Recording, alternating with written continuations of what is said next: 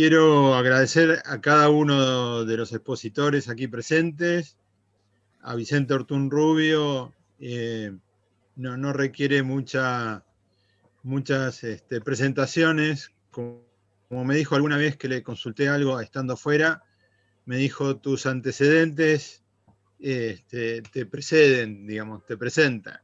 Y yo creo que la colección de libros de economía de la salud que sigue encabezando Vicente realmente es libro de texto para muchos de nuestros posgrados en América Latina. Con Jairo tenemos una relación muy estrecha, ha tenido un desempeño increíble en la AESLAC y todas las actividades que ha hecho este año a distancia, y también es un economista de referencia en economía de la salud a nivel Latinoamérica y a nivel de Colombia. Así que muchas gracias por estar acá, Jairo. Y con Martín Saviñoso, con quien también hace algunos añitos que nos conocemos, muy agradecido que estés con nosotros, Martín, y con todos los trabajos realizados en el Sumar Nacer y en los programas de gestión por resultados, y las publicaciones que tiene ese programa, que también la hemos usado muchas veces en nuestros programas. Así que es un panel de lujo, muy agradecidos a todos. Nuestro plan de hoy es hacer presentaciones de 20 minutos y al final de las 3 presentaciones concentrar allí las preguntas, y después sobre las 19, si la agenda lo permite, hay chances que se incorpore el doctor Ginés González García para el final. Así que, si te parece, Vicente, comenzaríamos con tu presentación compartiendo la pantalla. Bueno, de momento sin compartir, es un placer estar aquí. Bueno, en Barcelona estamos a 17 grados de temperatura, hay algunas nubes, y ahora precisamente, como hemos comentado, están dando el telediario de la principal cadena, que se da entre 9 y 9 y media. Las noticias han sido los incidentes en la Casa Rosada, pero sobre todo un seguimiento de la pandemia desde algunos centros sanitarios de este país, entre otros el Hospital del Mar, que lo tengo aquí a 5 minutos caminando de casa. Bueno, gracias al presidente de AES, a Ariel Goldman, al presidente de AESLAC por la invitación. Yo recordaba, lo comentábamos anteriormente, que había estado, me parece que en las 5ª jornadas de AES, que se hicieron en el 95, en la biblioteca, aquella que está cerca del lugar donde se hace también la Feria del Libro, en aquella época donde obligaban a dejar los móviles y las pistolas en la recepción. Es una lástima que esto tenga que ser a distancia, pero bueno, no hay más remedio, y vamos con la presentación. Compartiendo pantalla y ya está. Abro aquí y vamos proyectando. Bueno, yo hablaré de una vista. Arturo, por favor, córtame a los 19 minutos, que como el reloj no me lo he puesto, para no pasarme del tiempo.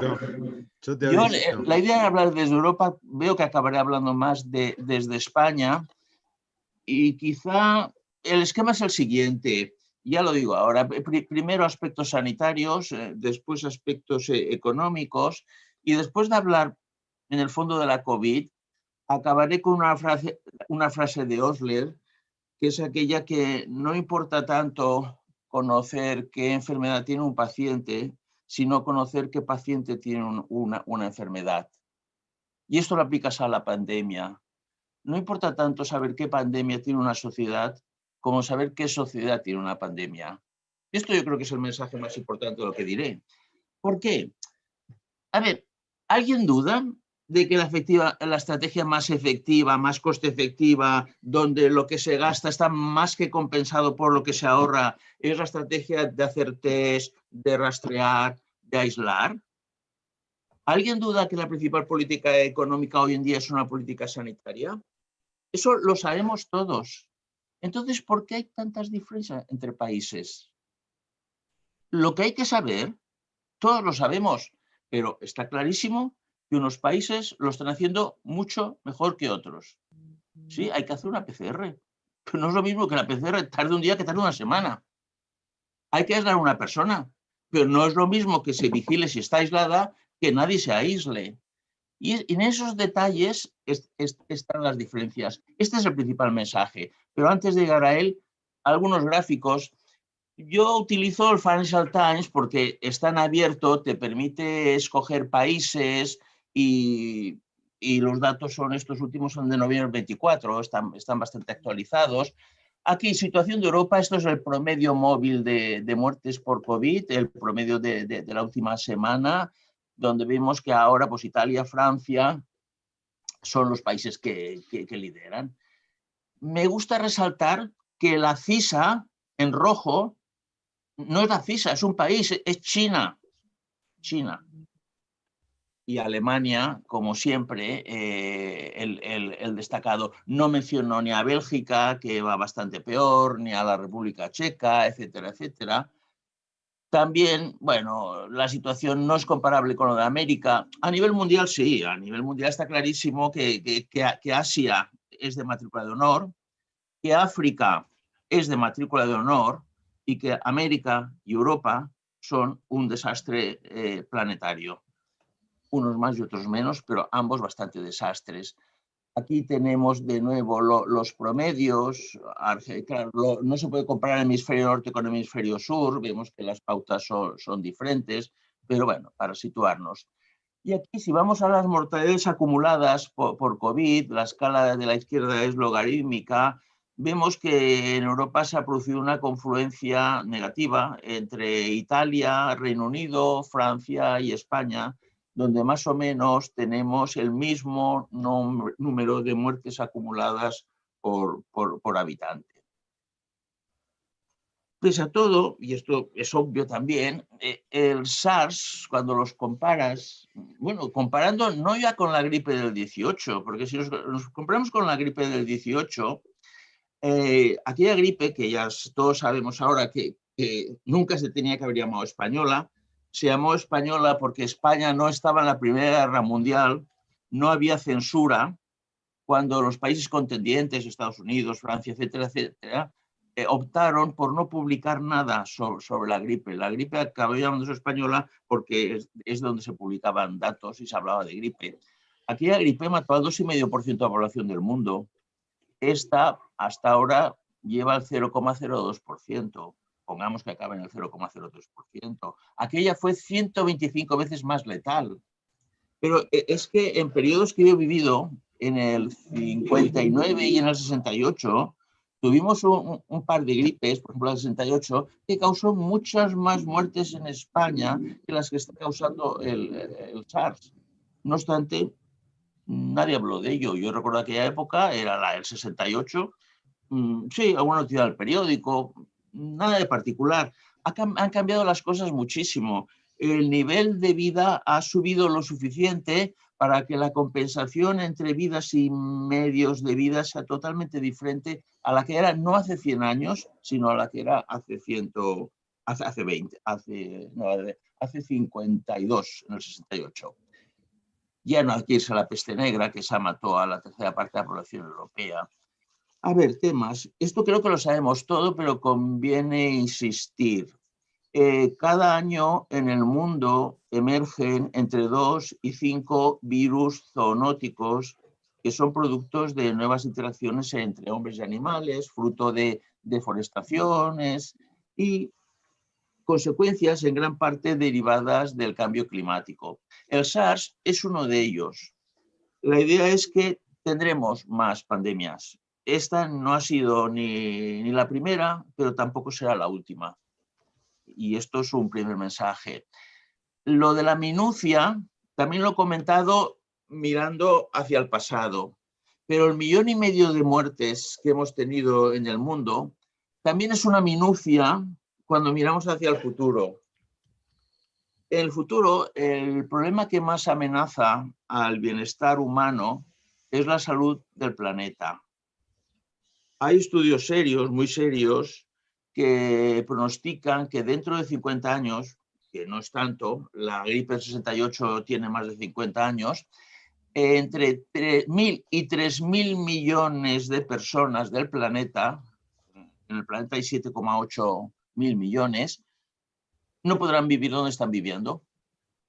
¿Cómo podemos comparar 1,5 millones, 2 millones de muertes por COVID, de 1.000 a 3.000 millones de muertes que pueden producirse por el cambio climático. Minucia. Y lo que está clarísimo, el tema de las respuestas muy heterogéneas. Creo que a veces simplificamos cuando vemos algunos gráficos y atribuimos, digamos, el éxito a que un país se tomó el confinamiento en serio y que el otro no se tomó el confinamiento en serio. Creo que tardaremos un tiempo en tener estudios serios que puedan atribuir causalidad de diferente comportamiento a muchas circunstancias. ¿Cuánto tiempo lleva el virus circulando? ¿Hasta qué punto se reaccionó? ¿Qué tipo de sociedad es? ¿Qué tipo de conexiones internacionales tiene? ¿Qué movilidad? ¿Qué costumbres sociales? Etcétera, etcétera. No es tan fácil como decir unos se confinaron rápido, otros se confinaron lentos. No es tan fácil como decir unos hacen muchos test, otros hacen pocos test. Es todo un poquito más complicado. España tiene una característica que es que, aquí pongo la mitad, pero es que en algunas estimaciones es que las 2/3 partes de las muertes por COVID en España se producen en residencias. Y posiblemente una parte importante del tercio que nos queda son infecciones que se contrajeron en los hospitales o en los centros de atención primaria. Claro, esto choca, porque dices, bueno, España, si España tenía uno de los mejores sistemas sanitarios del mundo, el Lancet cada poco nos sacaba en lugares más destacados. Algo diré de esto. Algo diré también de los aprendizajes, que han sido clarísimos. Tener un telediario en el tiempo más importante dedicado a personal sanitario no había ocurrido en la vida. Esta noche está ocurriendo. Y tocaré un poquito ese tema que cito aquí. Esto es un poco chauvinista, si se quiere. Yo creo que lo que decía Lancet no era mentira. Nosotros sacábamos matrícula de honor entre los sistemas sanitarios, pero siempre teníamos las asignaturas de salud pública suspendidas. ¿Cuál es la asignatura de salud pública? Control de VIH. ¿Qué asignatura de salud pública suspendíamos? Tabaquismo. ¿Qué otra asignatura de salud pública suspendíamos? Obesidad, sobre todo obesidad infantil. ¿Qué ha pasado? Ha venido una epidemia cuya primera respuesta era sobre todo de salud pública y esa asignatura suspendida nos ha afectado al conjunto. Eso es importante. Países con poca musculación en salud pública han recibido la castaña, como España, por ejemplo, no creo que sea la única. Ahora bien, todavía un Lancet reciente, este que cito aquí arriba, este es el último o el penúltimo Lancet, claro, con nuestra esperanza de vida y con nuestra esperanza de vida saludable, solo hay 4 países en el mundo que estén mejor que nosotros, que son Islandia y Suiza en Europa, Japón y Singapur en el resto del mundo. Y todavía continuamos con unas cifras de esperanza de vida que son 5 años más altas de lo que corresponde a nuestro nivel sociodemográfico. Quizá no era solo el sistema sanitario, quizá eran más cosas. Aprendizajes. Bueno, yo estoy en el Consejo de Gobierno del Hospital del Mar, he seguido bastante de cerca la reacción a la pandemia. Cuando los chinos hacen 2 hospitales en 10 días, se publican en todos los periódicos del mundo. Nosotros ampliamos intensivos y camas 200 en 15 días y no salieron todos los telediarios del mundo. Ya nos presentamos a acabar la Sagrada Familia, porque si puedes hacer semejante ampliación en 15 días, la Sagrada Familia, este monumento de Gaudí que hay en Barcelona, la acabas en un año. Y claro, se aprendieron muchas cosas. Los cardiólogos se fueron a las UCIs, se fueron a ayudar a los respiratorios. Surgió una polivalencia entre especialidades que nunca se había dado. Nunca. Surgió un liderazgo clínico que no había existido. Y surgió un liderazgo gestor, no gestor de políticos, sino gestor de los centros, impresionante. Tuvimos una circunstancia afortunada, que es el estado de excepción. El estado de excepción permitió una agilidad de gestión a la hora de cambiar horarios, cambiar turnos, comprar mascarillas, comprar reactivos, que en otra época había sido absolutamente imposible. Hubiera llevado 2 años hacerlo, se hizo en 2 horas. Esto ha puesto de relieve que según qué regulación pública de la gestión sanitaria es absolutamente anquilopoética. Y creo que una lección y un aprendizaje de esta crisis es que eso ha de acabar. De cara a la actualidad y al futuro inmediato, esta polivalencia está para quedarse. La necesidad de nuevos roles, como el ayudante de clínica, el ayudante quirúrgico, está también para incorporarse. La agilidad de los procesos, sobre todo, porque nos hace falta para combatir esto que llamo aquí la esclerosis, para evitar que los recursos públicos en sanidad se subasten. Porque así como en Estados Unidos la perspectiva puede ser que tenga problemas de sanidad privada con Joe Biden y la malísima relación a la pandemia, en España nuestro problema actual es una cierta deriva a un cierto aumento excesivo del aseguramiento privado. En el momento que la gente deja de utilizar la sanidad pública, la gente deja de votar por la sanidad pública. El estado de bienestar se ha acabado. Y bueno, esto es lo que puede hacer la sanidad y creo que lo hará. O sea, liderar las estrategias de mejora del sector público, de la justicia, de la enseñanza, no tan solo de la sanidad. En España, ya todo el mundo habla de sindemia tenemos en varias partes, o sea, varias epidemias con sinergias. Pues como todas partes, ¿no? La atención primaria y la salud pública son los que se encargan de la mayor parte de los casos, de largo. Atención hospitalaria, pues los graves. ¿Dónde está el problema? El problema lo tenemos con los precarios, con los falsos autónomos, con la gente que tiene que ir a trabajar sí o no y que cuando regresa a su casa vive en un apartamento malo con 7 personas diferentes. Y ahí se hacen cosas, se montan arcas de Noé, se contratan hoteles, pero este tipo de políticas sociales son más importantes incluso que las sanitarias y sobre ella tenemos mucha menos evidencia. Porque es obvio que hay mucha gente que lo último que quiere es que le diagnostiquen y rastrearle, vamos, eso ya está fuera de consideración y confinarle ni te lo plantees. Bueno, esto ya son cosas nuestras, quizás son excesivamente nuestras, las dejo. Nosotros y quizá otros países parecidos a nosotros, lo que necesitamos sobre todo es bastante mejor política para tener una mejor gestión. En temas económicos, Europa tiene una coyuntura aceptablemente buena, que es que después de haber salido de la crisis del 2008 con una doctrina de frugalidad, ahora el mundo ha pasado a una doctrina, digamos, más keynesiana, de que hay que endeudarse, que no pasa nada por aumentar la deuda. Esto lo dice el Banco Mundial, lo dice el Fondo Monetario, lo dice Blanchard, lo dice Larry Summers. Y en el sur de Europa también nos lo creemos, pero con precaución. Porque cuando un país como España, como Italia, como Grecia, etcétera, tienes un porcentaje de deuda pública sobre el PIB muy alto, de momento puedes aumentarlo, pero llegará un momento en que los vecinos del norte se cansen. Hasta ahora, las medidas como los expedientes de regulación temporal de empleo, como el ingreso mínimo vital, han parado, por ejemplo, un aumento muy fuerte de desigualdad. Cosa novedad de esta epidemia, que igual que, no sé,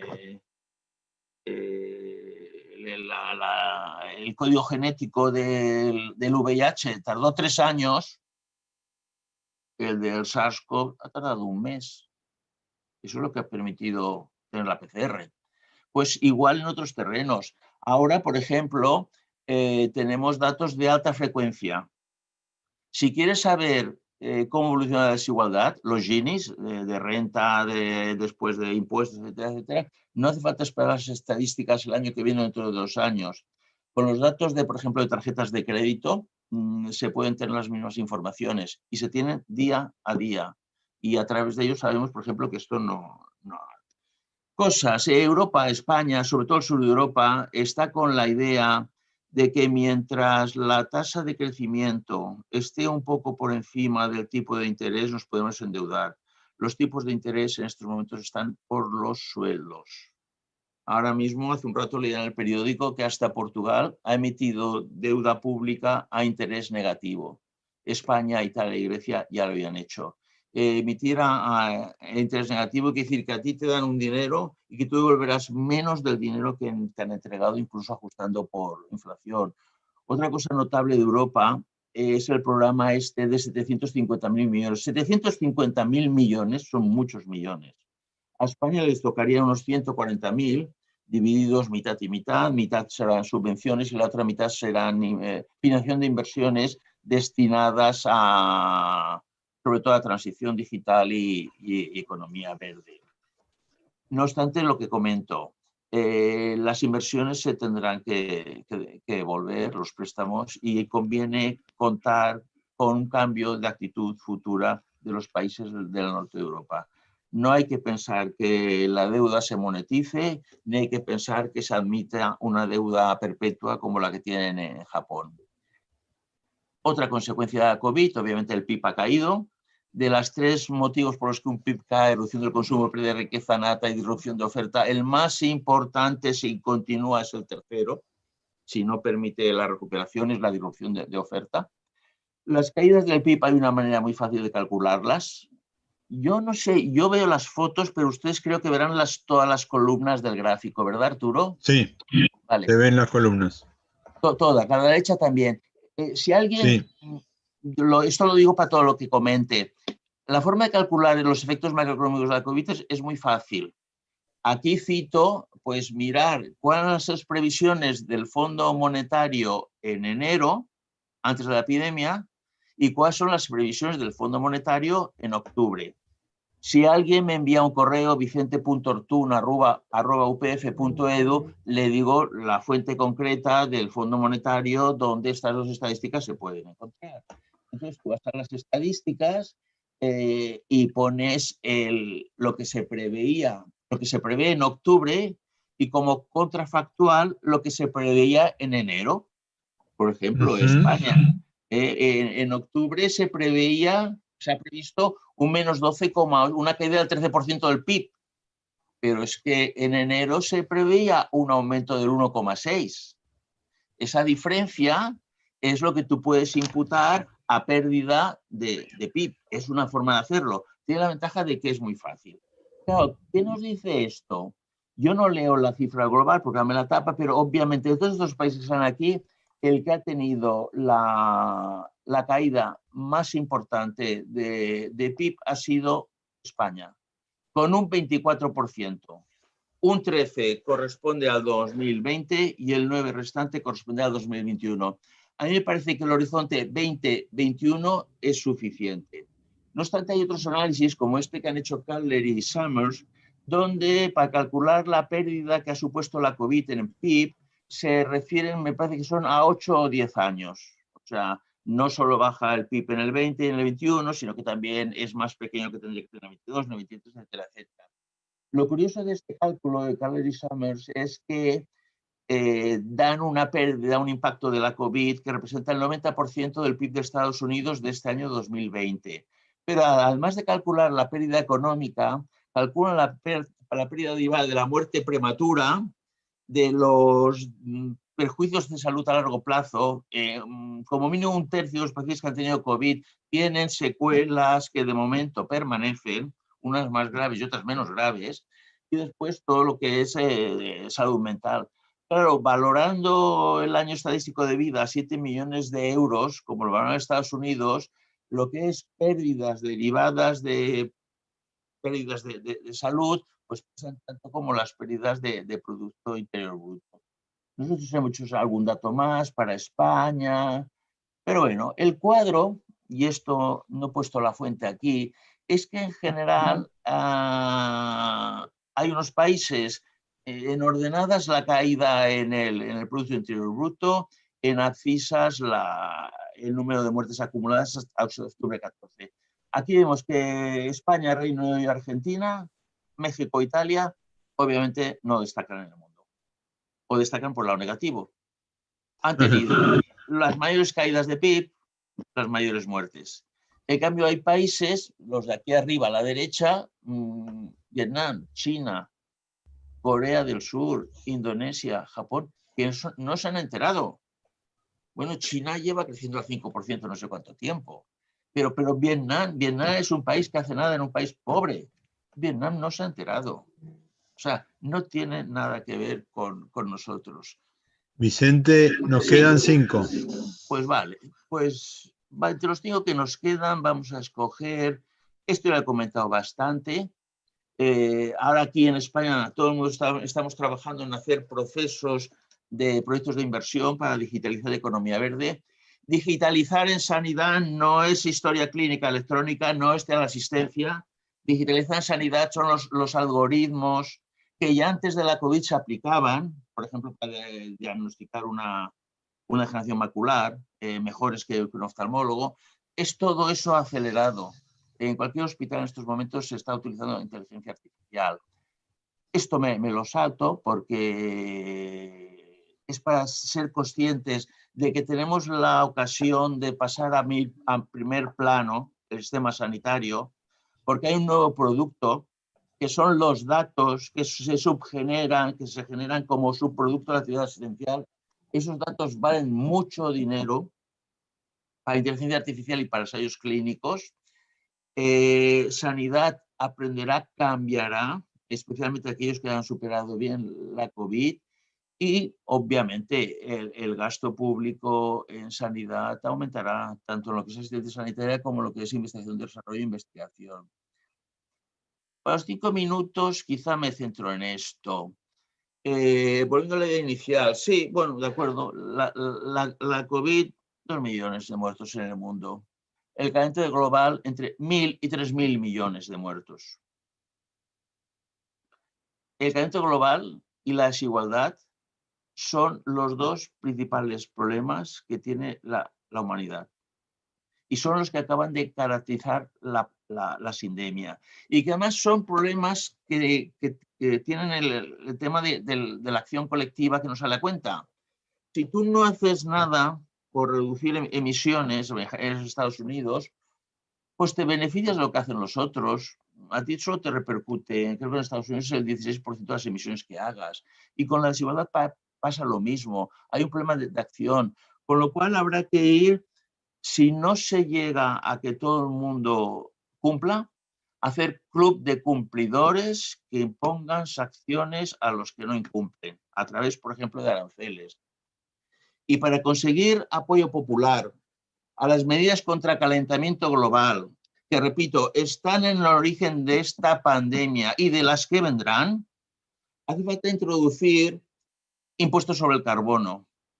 Y para evitar fenómenos como los chalecos amarillos en Francia, necesitamos unos impuestos que se distribuyan, como hace el Fondo Soberano del Petróleo de Noruega, entre todos los habitantes, porque todos los habitantes de Noruega son titulares del petróleo y todos los habitantes del planeta son titulares de su medio ambiente.